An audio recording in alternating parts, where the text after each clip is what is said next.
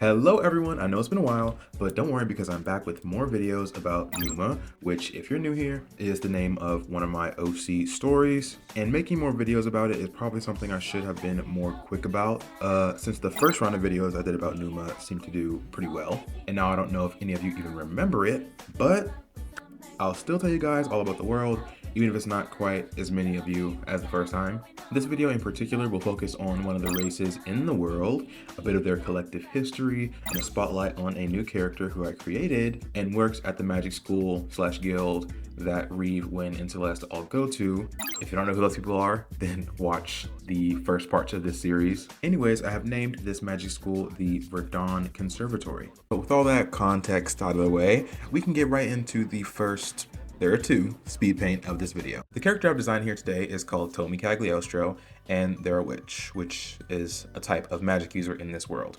And they work at Verdun as an archivist and also kind of a librarian. Tomi is meticulous in everything they do, from curating their own appearance and wardrobe to their studies of magic. They have an unquenchable thirst for knowledge and answers, studying hexes, curses, and charms, all normal sorts of witch magic. Their actions are always influenced by logic and are meant to serve a purpose, though they do have a deep appreciation of theater and performance, which is one of the few things they will go out of their way to spend time on besides studying or doing their job. They don't discuss where they came from, however, it was somewhere far away, as Vespertio, bat-type beast people, are not from the continent where most of the story takes place and the characters live. Also, because they are a bat, they have extremely sensitive hearing to the point where they cover their ears almost all the time to dampen sounds. But when they really listen out, their hearing is strong enough to basically be echolocation. Also, they do wear glasses because, bats have bad eyesight, or at least it's a myth that they do. But in terms of their job at Verdun, they work as an archivist, which I mentioned earlier. But quick recap on the Verdun Conservatory. Long story short, about a lifetime ago, maybe 70 years, a group of heroes, and heroes in quotes because, moral compass can sometimes be sold separately, and in this case it kinda was. Regardless, this group of heroes defeated an evil tyrannical god, and the surviving members, after the battle, went on to create Verdun to sort of teach and prepare the next generations for any future evil, potentially world-ending threats. But back to their occupation, they are an archivist, meaning they're in charge of looking after and reading through any and all ancient tomes, grimoires, or other such magical items or literature, which means they sometimes go out into the field and hunt for more potentially important artifacts. In terms of their social life at Verdun, Tomi is well ingratiated with almost every important person there. There are a few older or more old-fashioned members of the leadership there that take issue with their identity or methods in terms of magic. They have a hard time letting go of the past at Verdun and just the older generation in general. So whenever people start to do their own thing, it's kind of seen as taboo. I think a few would also take issue accepting that someone as young and eccentric as Tomi is their equal in status at Verdun, especially with them being completely in charge of the entire library, with the ancient tomes and the treasury, with all the magical items and things of that nature. Tomi is also friends with Wynn. They've bonded over many things, from both being Sylvan, both being from a different home country from where they live now, and both being sort of the studious, knowledgeable type. He's also friends with Celeste, maybe to a lesser extent. The two of them have conversations about the history of stage magicianry because Celeste is a stage magician, and they talk about why it's still important and entertaining. So Tomi tries to attend Celeste magic shows whenever possible. They genuinely enjoy the spectacle, and Celeste does put on a good show. Also, I've had this idea in my head of a hypothetical episode of a Numa show where any one of Celeste, Reeve, or Wynn was tasked with going with Tomi to help them retrieve an artifact from some kind of ruins or something. I think it would be most fun for it to be Reeve, since he's kind of indifferent to Tomi, maybe thinking they're just kind of a nerd, but then going and seeing how they handle themselves fighting against monsters or golems or whatever booby traps would be in those ruins. And for the record, I think Tomi would mostly summon things like ghouls or ghosts to fight for them, things like living armor and all that, but also still being able to do regular attack and defense type of spells. But regardless, I think the experience would change Reeve's mind and give him a new perspective, and maybe he'd come out of it thinking Tomi is actually pretty cool, and they are.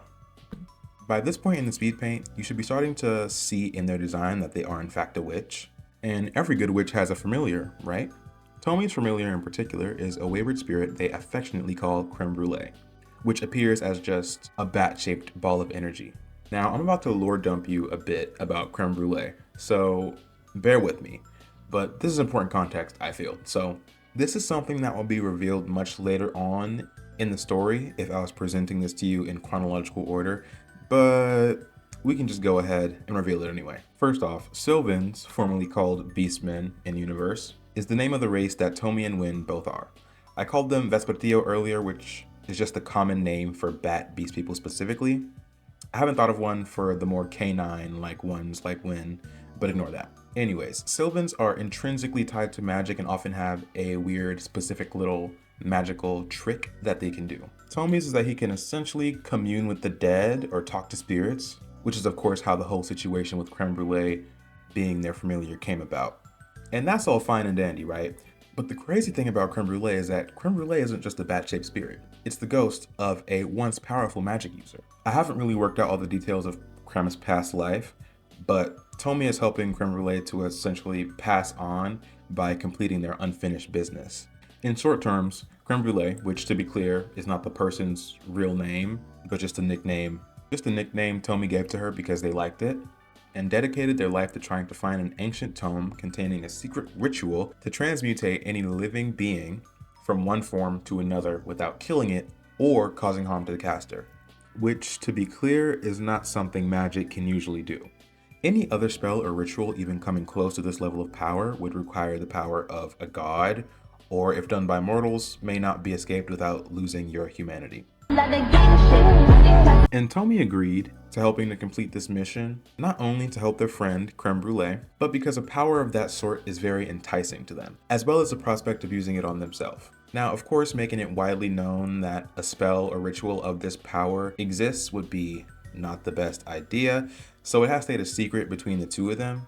In the meantime, Tomi keeps up their duties as an archivist and continues their search in secret, passing creme brulee off as just any old spirit they were able to bond with and have become their familiar. Now the spirit continues to take the shape of a bat to disguise itself while helping Tomi by imparting as much of their knowledge and power onto them as they can from beyond the grave. So Tomi keeps creme brulee in mind when doing the routine duties of an archivist, studying all the old books on magic in Verdon's library, hunting for forgotten texts in ruins and dungeons, especially when it comes to the ancient stuff, all in the hopes of one day finding a lead on where exactly the tome containing that ritual may be. So this is the final product. When it came to Tomi's design, I just wanted to make them look as witchy as possible while also keeping a studious look and also a bit of a gothic look. I was mostly aiming for a strong silhouette with their geometric coattails and hat, and I gave them a sort of scythe, staff, lantern hybrid. Obviously, creme brulee uses the lantern as like a little hiding place, and they also act as the light source in the lantern that they can also use as like their witch broom. Overall, I'm pretty happy with this design. I think it fits right in with the rest of the Numa characters so far. Now I would like to just go into some detail about what exactly Sylvans are. The word Sylvan means of the forest, and was the name Sylvan people adopted because the forest and nature in general is where they originally came from. They are of course a race of people who have animal features, as you've seen in Tomi and Win's designs. They look this way not because they are physically hybridized with animals, but more of a humanoid with a sort of genetic mutation due to such high exposure to magical forces throughout all stages of life. And that may sound weird, but when world building, I like to be at least a little scientific with how certain things come about in nature. So Sylvans are basically a product of evolution that was very augmented by magical forces. This means they adopted traits from animals around them, so based off where you go and what biome or habitat or environment you're in, the type of Sylvans you'll find there will be different, and they'll have different types of animal features. Because at the end of the day, they are adaptations technically. They split off from humans long enough ago to be considered their own group. They have their own cultures from place to place and animal type to animal type. I know the only two Sylvan characters that are official in this story right now are thin, young, and gender non-conforming. I really don't know how I managed to do that to make them be so similar in that way, but Sylvans can look like pretty much anything. Any human skin tone, hair type, and any shape or size. There are some that skew more human with just minor animal features like Tomi and Wen, but also some that are more like full anthro and like basically furries. Sylvans also extremely dominantly have animal characteristics of mammals, with the ones with features of reptiles or birds or any type of sea creature being a lot more rare. Speaking of, Reeve is not a Sylvan, but is probably commonly mistaken for one like in universe, because while reptilian Sylvans are rare, dragon-human hybrids are even more rare. And for anyone who has yet to go back and watch the first couple parts of this series, dragons are sentient beings with human levels of cognition, and they can use magic to turn back and forth between a humanoid form and a dragon form, so, you know, nobody was straight up boning a giant lizard. Anyway, more on that in his lore video, which if you haven't watched it by now, you should probably go watch it. And here's the final product of these Sylvans. Take a moment to admire all the different forms they come in. And this isn't even really scratching the surface of their diversity as a group, but I tried to get as many different corners of the world as I could in terms of where these people may hail from. Also, peep the one on the top left, I literally was just subconsciously drawing Pedro Pascal. Crazy how my mind works. But this does bring us to the end of the video.